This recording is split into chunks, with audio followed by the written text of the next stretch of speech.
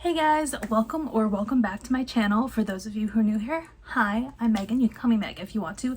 And today's video is going to be all of the books I read in April and May because I missed last month's reading wrap up. Sorry. I read 9 books across these 2 months and then DNF'd 2 technically, but then I ended up finishing one of the books that I DNF'd because I was like not into it then, but then you'll hear when I get to that book, but let's just get into it. The first couple of, well, actually not couple, the first 5 books I'm gonna talk about, I feel like I have to talk about together because they are a series. I actually finished the series and then there's a spin-off series and all that, but long ramble short, I read the entire off-campus series by Elle Kennedy. Guys, I fear I may be a hockey romance girly now. Because these books, oh my gosh, I love them so much. So originally I did not have any of these books with me. Actually, it was over at my friend's house. I was staying with her for a couple of days and she's a huge bookworm too. So I was like, I'm gonna raid your bookshelves. And she's like, go for it. And she had the entire off-campus series with her. And I remember Steph Boer, who, if you don't follow Steph, what are you doing? She's like one of my favorite YouTubers of all time. But Steph, I remember mentioning that she loved this series and I was like, I trust Steph. So I picked them up. I picked up the deal, the first one, absolutely fell in love, finished the deal as my friends and I, we were on a bus ride from Massachusetts to New York City. And I was like, okay guys, we're gonna need to stop at Barnes & Noble while we're in the city because I need a book for the bus ride back to Massachusetts. So finished the first one on the ride there and then started reading the second one on the ride back. I have all of the cartoon covers and only number 3 does not have the blue painted edges, unlike my other collection. Other books in the collection. The entire series centers around 4 roommates who play on the college hockey team together and they live in an off-campus apartment. That's why it's called the off-campus series, and each one has like a different trope. The first book in the series is The Deal, trigger warnings for rape and abuse. Before you get into this book, just check to make sure that you're okay with reading topics like that before you get into this. This is a fake dating romance between star hockey player Garrett Graham, who is on track to going pro once he graduates, and Hannah Wells, who is a vocal performance major, which, just side note, that like it touched my heart, having a music major for a main love interest, because I was also a music major in college. I was not vocal performance, but I was music education with a concentration in flute, but like just the familiarity of being in a music program in college, I think that's one of the reasons why I love this so much. But Hannah and Graham meet when they have a philosophy class together, which is super hard, but Hannah's acing it, but unfortunately Graham is not. So he convinces Hannah to tutor him so he can pass the midterm, because if he does not pass, he won't be able to play, and that would really screw up his chances of going pro. And the way Garrett convinces Hannah to go along with this is because he says he knows how she can get her crush, who is a football player, to go out with her, is to be unobtainable, aka fake date Garrett. Because when they first meet, Hannah wants nothing to do with Garrett, so it's kind of like a hate to love too. And because of that, they have a lot of great banter throughout the story, and that's like one of the reasons I love the book so much. It's just top tier.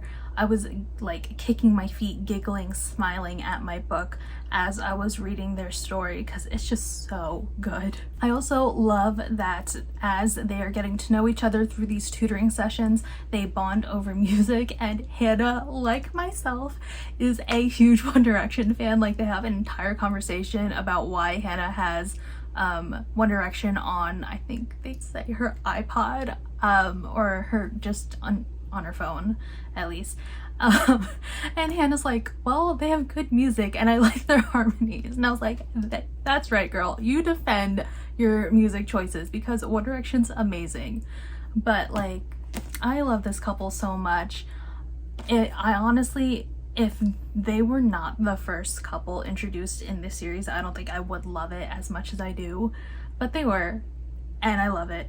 And like, this is actually the second book of the deal that I have, because my first one didn't have the blue painted edges, but I really wanted the blue painted edges to like match all the other ones except for number 3. I'm still looking for number 3 with the blue edges. So yeah. Side note, I am selling my original copy without the blue painted edges on my Pango bookstore, so that will be linked down below if you're interested in buying that. The second book in the series is The Mistake, and the male love interest in this book is Garrett's best friend, Logan, who is a defensive, I want to say defensive lineman, but is that right for hockey? I know that's right for football, but I looked it up because I need to know. In hockey, they're just called defense or defensemen. So defensive lineman, just a football thing. But Logan is a defenseman on the hockey team, and he has the ability to go pro, but unfortunately things in his personal life are stopping him from declaring and being eligible to be drafted to a pro team. And his love interest is a girl named Grace. She is a freshman when he is a junior, so they meet during Grace's freshman year, and she almost gives her V card to him, but like so many men do, he messed it up with her. So we come back, it's sophomore year, and Logan has to try to win her back and make up for the womanizing ways that he has become known for across campus in the years previous to meeting Grace. I have to say, this is such a like super sweet romance. And like all of the books in this series have made me laugh out loud, but the process of Logan winning Grace back, oh my god guys, I was dying. It was so funny because some of the things she has him do is just ridiculous, but it's so good. You also do get glimpses of Hannah and Garrett in this book too, because again, they're all roommates, so they are mentioned. Like, all the characters are obviously mentioned in the other books, so it's nice to see how their relationship progresses throughout the series as well. Book number 3 is The Score. This romance is between Hannah's roommate, Elle, and the hockey team's resident man whore, I say that with affection, Dean, and this is like a friends with the benefits situation. Elle is a musical theater major, so that's how her and Hannah know each other, through the music program, and she's trying to figure out what her direction after graduation is going to be, whether she wants to try her hand at going to Broadway or flying out to LA. I almost said oot. I'm not Canadian, not anything close to it, or flying to LA and doing like pilot season out there. And she meets Dean after her and her on-again off-again boyfriend of 3 years finally break up for the last time. So when Elle meets Dean, she's not really looking for anything serious, she's just really wants to have a good time, so that's how the like friends with benefits situation works out, because who better than to have a silly fun time with than the, I said with affection, man whore of the hockey team, or of campus, honestly both. He said with affection, but they can't seem to stay away from each other.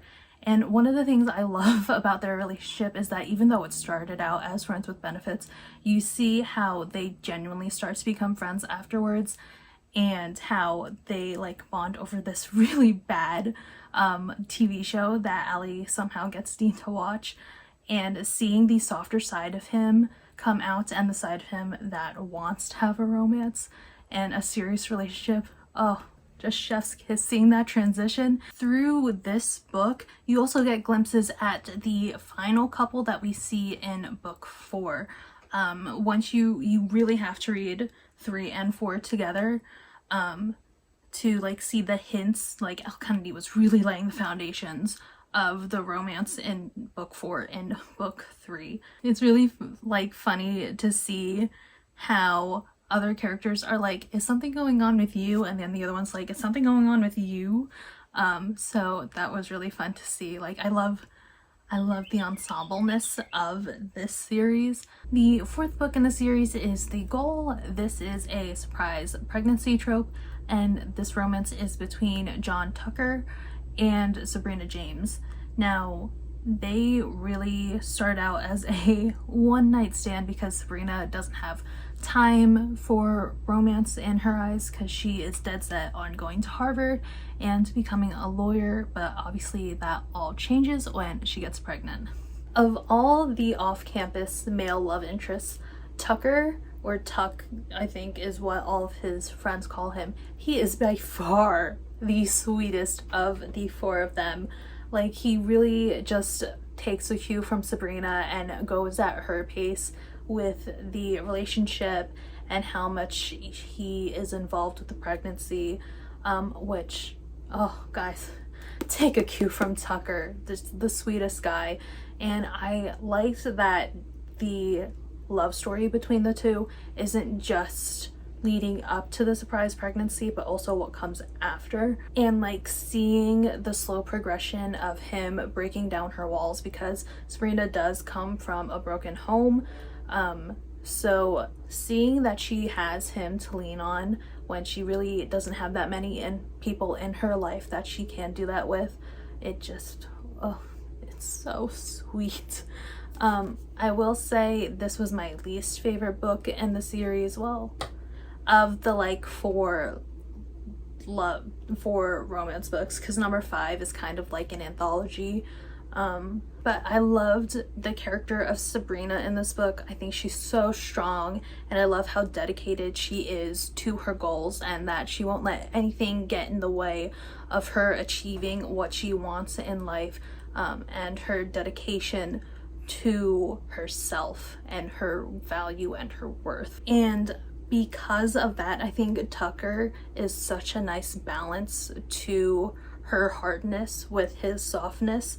It's just like yin and yang. They just mesh together so well. And then last but not least, in the off-campus series, we have The Legacy, which is basically a collection of 4 stories about how these characters we've gotten to know and love are doing post-college. So we have a section from Garrett and Hannah's point of view, we have a section from Dean and Allie's point of view, from Tucker and Sabrina's point of view, and from Logan and Grace's point of view. And we like see how their relationships have progressed after college, and how it's changed, and how they still keep in contact afterwards. The thing is, because there's sections dedicated to each couple, we really don't see an overlap of the couples a lot. Like, I wish we had just one big scene of all of the characters all together.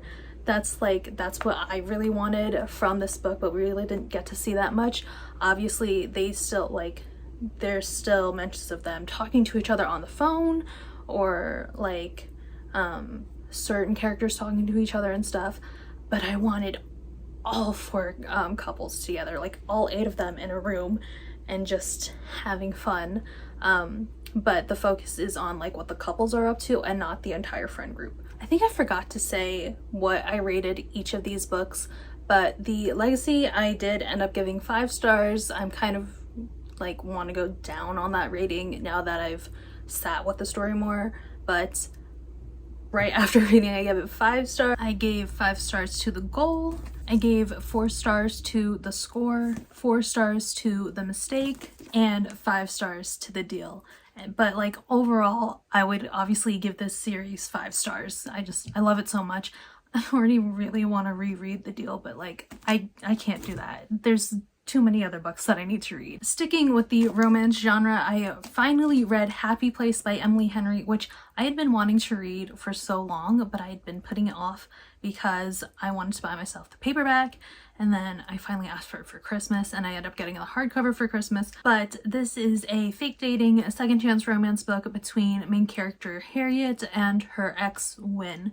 All throughout college, their friend group saw Harriet and Wynn as like this perfect couple. So now that it's post-college, their whole friend group is meeting up for the last time in Maine, but Harriet did not know that Wynn was going. So when he shows up, they have to act like everything is okay between the two because their friend group doesn't know that this perfect couple in their eyes has broken up. So during this final vacation with their friend group as is, they are trying to make the best out of the situation because they don't know when this friend group's going to be together again, and they don't want to ruin the experience for their friends. So they're trying to make amends and try and figure out what's wrong with their relationship, while also coming to terms with the fact that their friend group has grown and changed, and they're all in different aspects of their life than they were when they first met, and kind of reconciling with the fact that their friend group's not going to be as it was and how they remembered it and how they remembered the good times at this vacation spot in Maine that they spent so many years together going to. I'm gonna be so honest with you guys. Emily Henry is one of my favorite authors. I will buy whatever book she writes. I still haven't bought a Funny Story though, because again, I want the paperback, but it's in hardcover. But I'm thinking just like take the dive and buy the hardcover, because I already have the hardcover of Happy Place, so it's not gonna look as like mismatched as just the one hardcover plus the other paperbacks.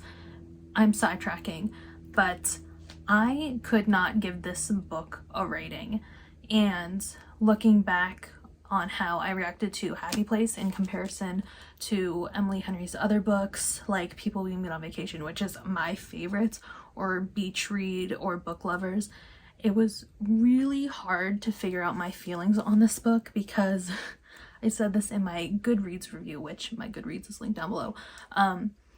It was like Emily Henry took everything that I've been dealing with in my life and just thrown it back at me with this book. So maybe when I reread this at some point, or maybe I'll listen to the audiobook, I'll have a more concrete rating of Happy Place.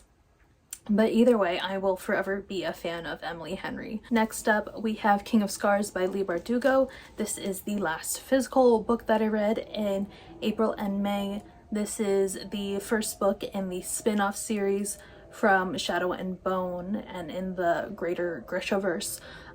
And the main characters in this are Nikolai and Zoya, who we have seen in the Shadow and Bone trilogy, and Nina from the Six of Crows duology. This takes place like right after, not Siege and Storm, that's the second one, after Ruin and Rising, and like how Nikolai is dealing with the aftermath of the war and defeating the Darkling, and like Alina dying as the Sun Saint.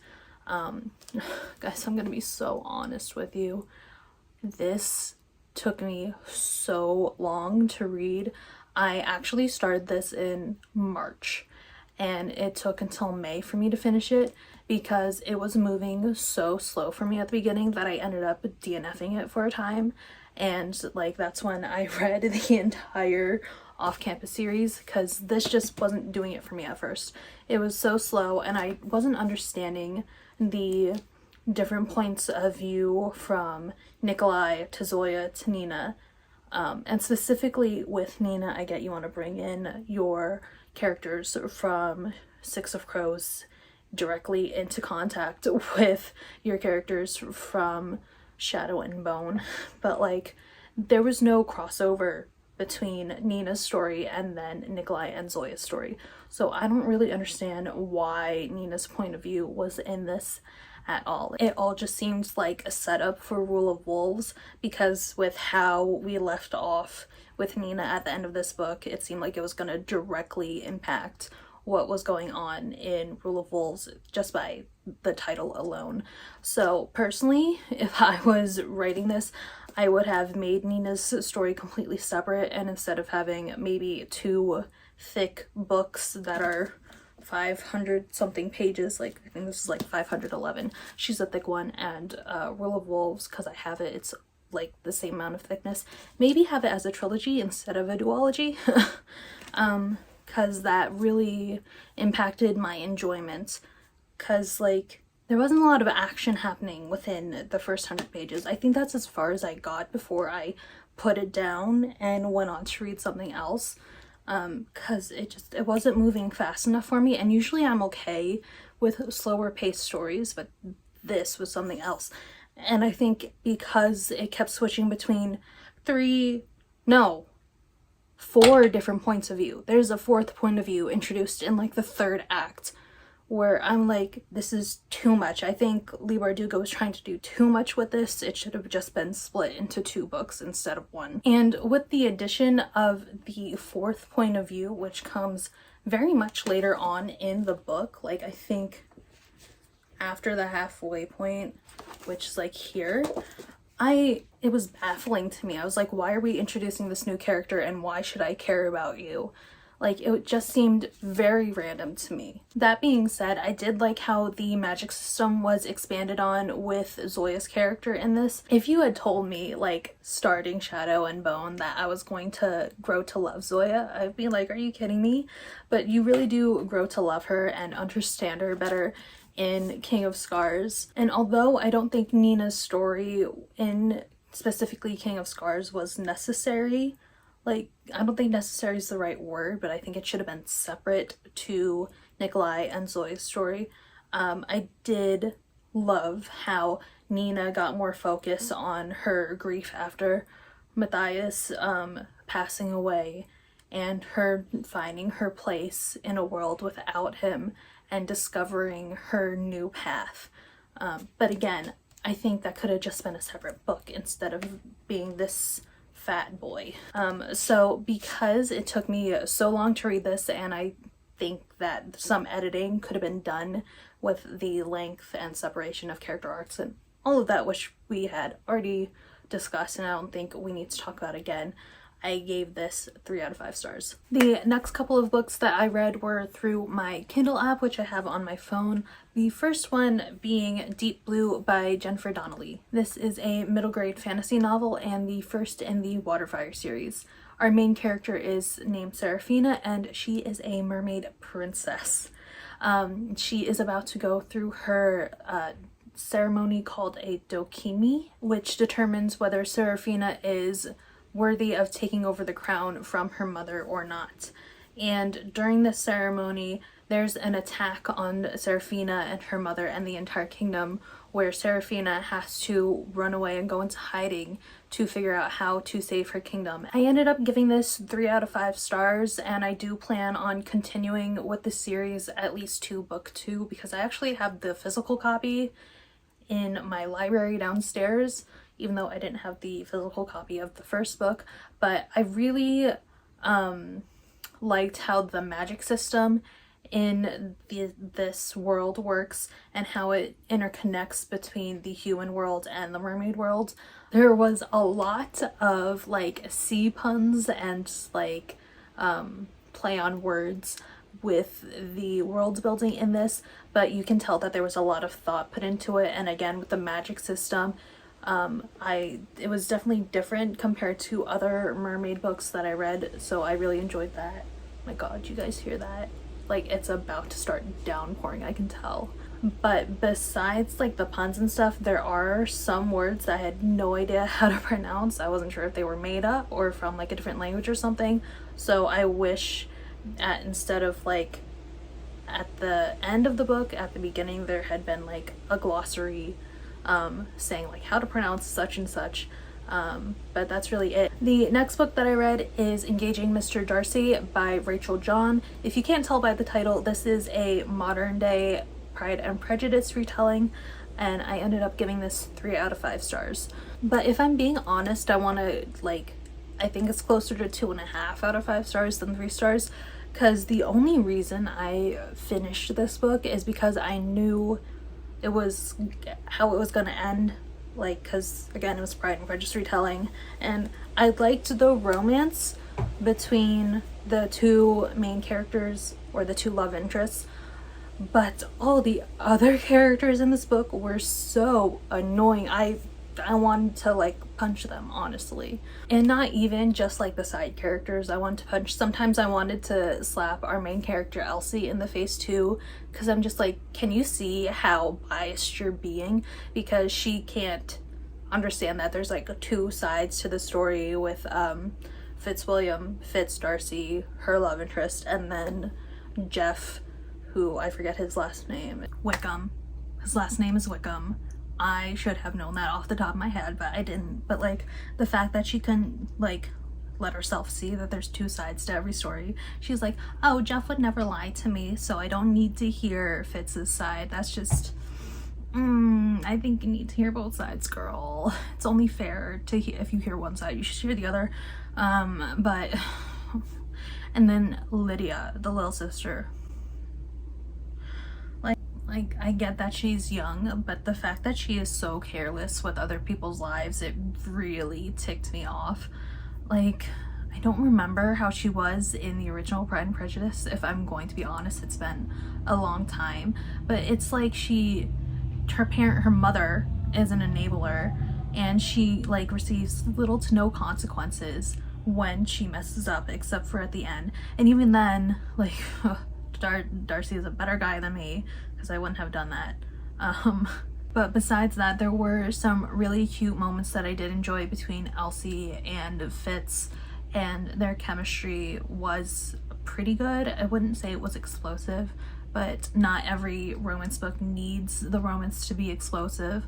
And I think my favorite part, honestly, was seeing the relationship between Fitz and his sister. And last but not least, I did fully DNF one book in May, and that is An Absolutely Remarkable Thing by Hank Green. I picked this up not from my own library, but from my cousin's when I was visiting with my aunt and uncle, and I needed something to read, so I raided his bookshelf.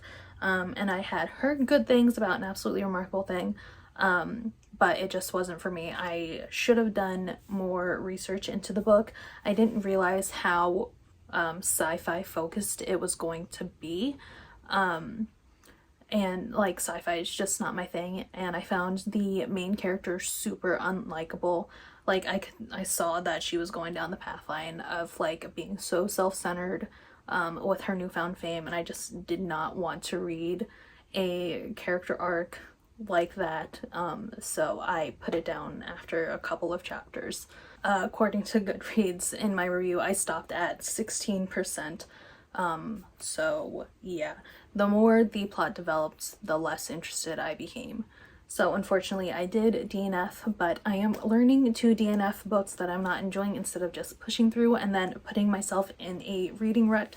So that is my goal for 2024. But on a happier note, between the months of April and May, I have reached my reading goal this year of reading 20 books. I think at this point I've read more than 20 books, which is great because last year I did not reach my reading goal and it was only a couple of books off. But if you want to see more of what I'm reading in real time, you can go ahead and follow my Goodreads and Storygraph accounts, which are linked down below. And if you want to see more of my face, make sure to hit that subscribe button. Other than that, I hope you have a wonderful morning, noon, night, or day, wherever you are in the world, and I will see you in my next video. Bye!